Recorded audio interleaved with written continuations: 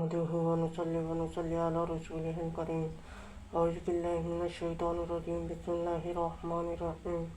میرے قابل احترام محترم بزرگوں دوستوں بھائیوں بہنوں السلام علیکم. میرے بھائیوں بزرگوں دوستوں بہنوں، میں مشتاق احمد صاحب کا بیان سن رہا تھا. فرما رہے تھے 2004 کی کارگزاری.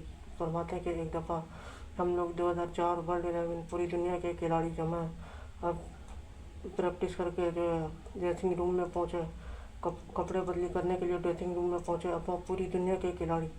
تو مشتاق احمد صاحب جنہیں لوگ پیار سے مشی بھائی بھی کہتا ہوں، مشتاق احمد صاحب پڑھاتے ہیں. میں دیکھتا ہوں اتنا میں سعید انور، ہمارے ایک ساتھی سعید انور بھائی اور ایک اور بھائی کانوں میں انگلیاں ڈال کے کیا کہتے ہیں، اللہ اکبر اللہ اکبر، اللہ بڑے ہیں اللہ بڑے ہیں، اللہ اکبر اللہ اکبر، اللہ بڑے ہیں اللہ بڑے ہیں. اب مشتاق احمد صاحب کہتے ہیں کہ ایمان کی کمزوری، انہیں کی باتوں کو جو نقل کر رہا ہوں، کوئی بات آگے پیچھے ہو جاتا ہوں معافی بھی، انسان ہے، انسان سے غلطیاں ہوتی ہیں. تو مشتاق احمد صاحب کہتے ہیں کہ میرے دل میں خیال آتا ہے، میرے اور شاہد افریدی ساتھ ہوتے ہیں، کہتے ہیں میرے دل میں خیال آتا ہے کیا گوروں کے ملک میں اذان دی، ایسی ایک کونے پہ جماعت کروا لیتے، اذان دینے کی کیا ضرورت تھی. کہتے ہیں کہ ایمان کی کمزوری.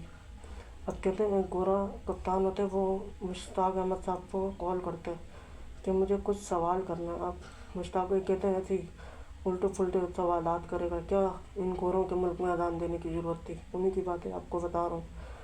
بھئی عمدائی بننا ہے. حضور صلی اللہ علیہ وسلم کا یہ دعوت کا گلدستہ پھیل جائے دو دانگ عالم میں. حضور صلی اللہ علیہ وسلم نے اپنے سنتی کو سر سے پر شاداب کہا نا کہ جو حضور صلی اللہ علیہ وسلم کی بات سنا خود عمل یعنی ہے آگے لوگوں تک پہنچائے. ہاں بھائیو. تو مشتاق احمد صاحب کہتے ہیں واقعہ مختصر، کہتے ہیں کہ وہ مجھے بلاتے ہیں اور کہتے ہیں مشتاق احمد صاحب کو کہتے ہیں کہ that was beautiful song is touch my heart. کہ بھائی یہ جو سعید انور نے یہ جو گانا پڑھا نا، یہ میرا دل کو چھوئے، میرے دل کو یہ سانگ لگا.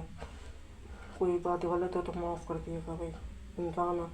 تو یہ گانا میرا دل کو لگا. اب مشتاق احمد صاحب کہتے ہیں کہ یہ ہمارے دل کو اذان لگی ہے. اللہ اکبر اللہ اکبر. مؤذن کیا کہتا ہے، حی علی الصلاۃ، آ جاؤ نماز کی طرف، حی علی الفلاح، آ جاؤ کامیابی کی طرف، صلاۃ خیر من النوم، نماز نیند سے بہتر ہے.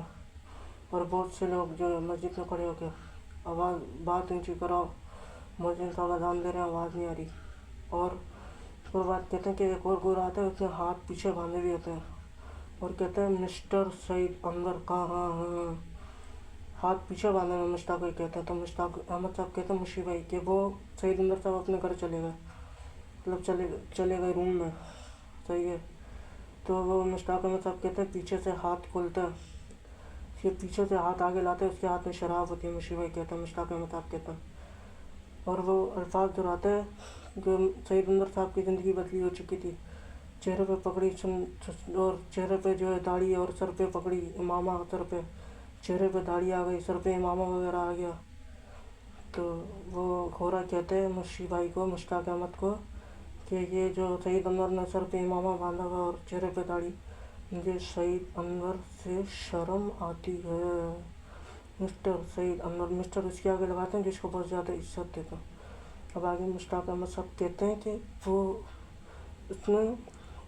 اس گھوڑے کو سعید انور پہ شرم نہیں آئی، کیونکہ سعید انور تو پہلے بھی اتنے عرصے سے کھیل رہا تھا. اس گھوڑے کو نبی، جو سعید انور نے نبی والا حلیہ اپنایا، چہرے پہ سنت کے مطابق داڑھی، سر پہ امامہ شریف، شلوار قمیض، اس نبی صلی اللہ تعالی علیہ وسلم کے حلیے پہ جو سعید انور نے اپنا، اس پہ اس گھوڑے کو شرم آئی کہ شراب چھپا رہا ہے. تو میرے بھائیوں بزرگوں، نبی والی زندگی ہماری زندگیوں میں بھی آ جائے. تھوڑی سی زندگی ہے، عیاشی یا نہیں عیاشی جنت میں.